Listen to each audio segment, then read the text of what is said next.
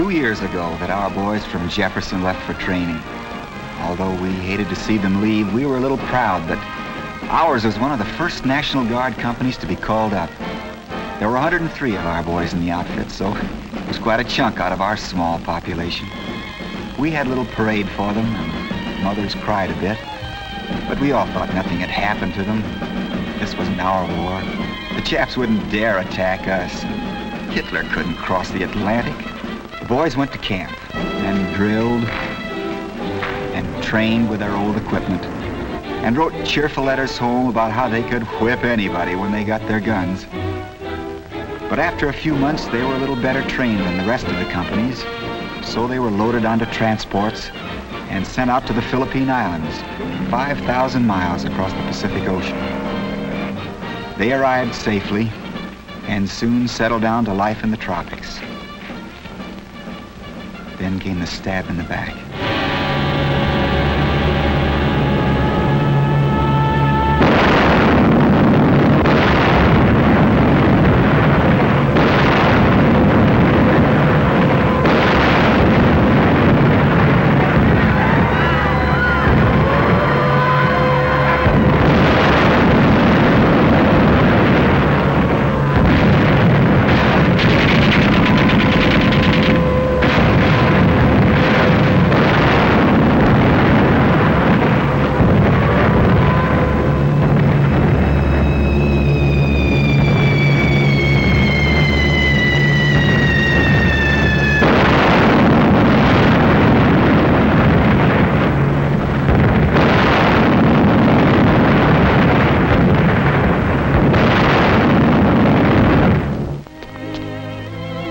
We took the news, I suppose, like most people in other towns all over America. We may have been excited first, but then we became a little more silent and a little more grim, because we knew the face of every boy. We watched them grow up. There wasn't a single family in town that wasn't kin to one of the boys in Company A. After the first shock was over, we settled down to life more or less as usual. Mrs. Delaney wrote her John to watch out for malaria because he'd had a touch of it when he was 9. Mrs. Ross baked a cake to send to Milton, but he never got it. And we all went to church more often. We knew some of our boys would die. We didn't know which ones, of course, but everybody tried not to think about it. But fighting went on just the same.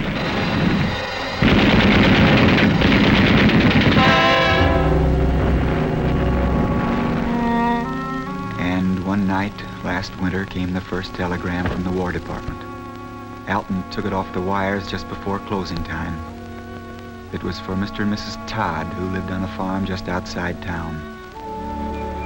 Alton didn't want to deliver it by himself, so he'd stop by and got the minister to go with him. Everybody was asleep as they drove up to the Todd's little home.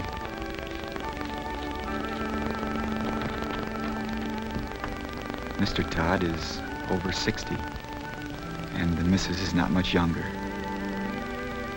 With their son, they farmed about 50 rich acres of wheat, and Richard had gone 2 nights a week to the armory. Alton said they looked very lonely as they came out from the porch that night to get the news.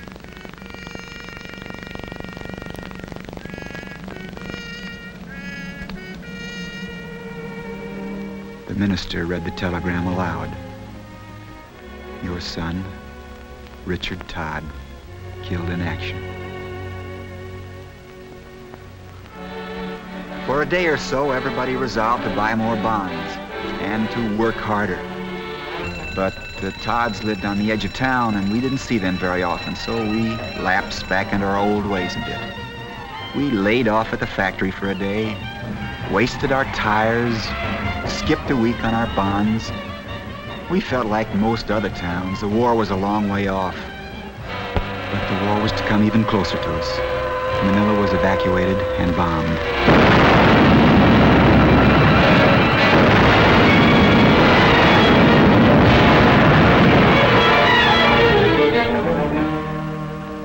Everybody stuck by their radios. We were thinking about our boys.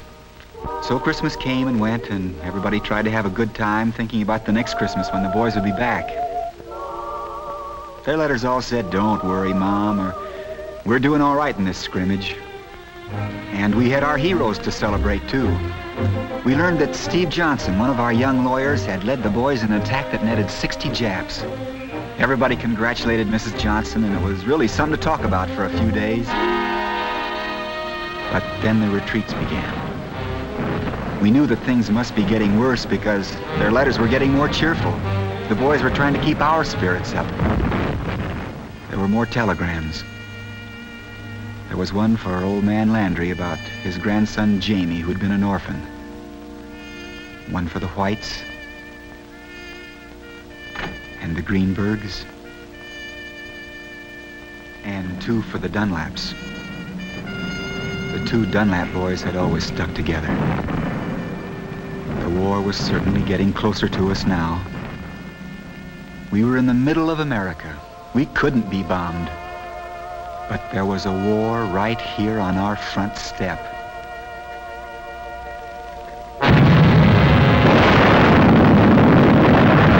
And it came right in the door on the day that Bataan fell. We knew that most of the boys had escaped to Corregidor, but all other news was scarce. Somebody started a cruel rumor that they'd all been killed.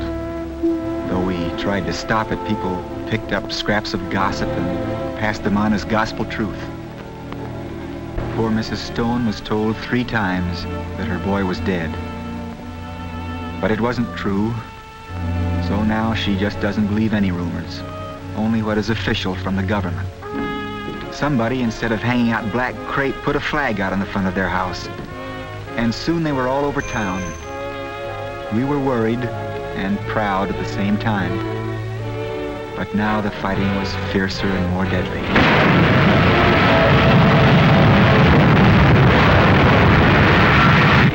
It was a terrible blow to Dr. Harper that his boy died on the operating table.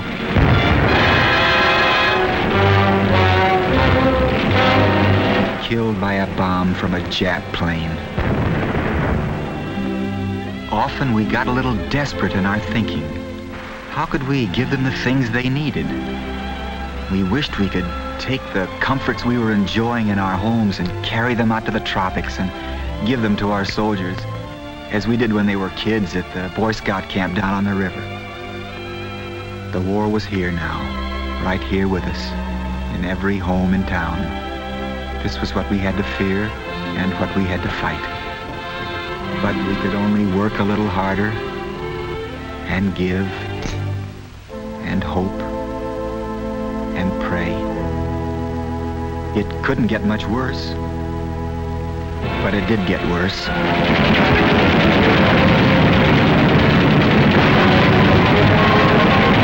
On the 6th of May, in a hell of heat and fever and fighting, Corregidor Fortress surrendered. All the rest of our boys, 92 of them, were swallowed up in one day. They were prisoners of war at the treacherous mercy of the Japs. They were missing in action. We didn't know how many of them were dead. All that night, our people wandered around the streets, from the post office to the courier, down to the depot to get the papers off the train, trying to get some news, trying to get or give some comfort. But very little was to be had. This was war. War brought right here to our little town, forced upon us by an aggressor whom we had helped and tried to trust in the past. Naturally, we couldn't do much of anything for a few days. We couldn't work. We couldn't even sleep. Our 2 remaining doctors had their hands full treating people for shock and for old sicknesses brought back to life by worry and grief. But everybody took it bravely. Mrs. Deering said my boy would be fighting now if he'd had guns and food for his men. The Todds, who would have to farm alone now, said it makes us realize how little we've done to help them. We all wondered at one time or another how the rest of America felt.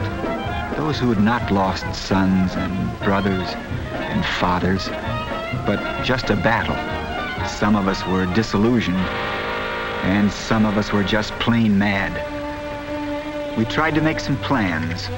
A committee phoned the Red Cross in New York to see if there was any way to get letters to prisoners of war under the Japanese. And the rumor mongers tried to start up again, telling harrowing tales of Japanese atrocities to prisoners, but they didn't get very far. Our minds weren't idle now, so we didn't have time for rumors. We knew the enemy and what he was like. And then things started to happen. Our salvage drives took on new meaning to us because our boys could have used the things we'd been wasting. We didn't keep for ourselves anything that could help our soldiers, and we realized in a way how lucky we were. We were a little ahead of the rest of America. We had learned the full meaning of this war because we had lived with its pain. There was no doubt in our minds now, no complacency, no indecision, no time to think of our own troubles, just time to fight, to work overtime. A lot of the kids went out to the farms to help harvest the crops. Hands were important now, more important than experience. Our high school teacher, a filling station man, and Bill Daniels organized a fix-it committee. They were all handy with tools, so they worked after hours on refrigerators, vacuum cleaners, automobiles. In that way, an airplane factory got 2 more mechanics they needed to make the planes we didn't have at Bataan. A shipyard got a welder who helped launch a ship 3 days ahead of... And there was 1 more man in America making guns. We all either walked or stayed home and gave up our tires so that our army could roll and our planes could land. We didn't realize how many things we could do that we hadn't done before. We made over our clothes so our soldiers could keep warm. We didn't waste electricity, and the smelters 100 miles away had more power to make steel. We sent the Navy 6 pairs of good binoculars, and an Axis raider was sunk in the Atlantic. And we didn't spend our money either. We put it to work to get our boys back home. We weren't going to face them again after all they'd been through without being able to say with a clear conscience, we did everything we could to help you. Not a little bit, or more than we thought we had to, but everything, all day in every way we could. And in spite of the gnawing grief that was always inside us, we began to feel a little elated. There was joy in our work because we knew we could face our boys. To those who had given arms and legs and eyes, we could say that we gave not only our sickening luxuries and comforts, but our money, our thought, our skills, our work, and our sweat. It was a different town that watched our 2nd troop march off to war. There were almost 200 of them this time. Some of them weren't as husky as others, but they could help their pals. Yes, we were a different people. We knew that through our efforts, these boys would have guns this time, better guns than the enemy. They'd have food to sustain them, medicine to keep them well. They'd have fast planes, tough tanks, and fleets of ships to keep them supplied. They'd be better than any enemy. Their weapons would be stronger because all the ingenuity and mechanical skill of our whole great nation would be behind them. These boys would never have to surrender because we at home would never let them down. We knew that all America would learn what we had learned the hard way, that this is everybody's war. Not war for an outpost here or a naval base there, but war for every foot of American soil, every home and field, for all our friends, for all our kin. A war without compromise and without quarter. A war that must end only one way, in freedom for the world and for our little town.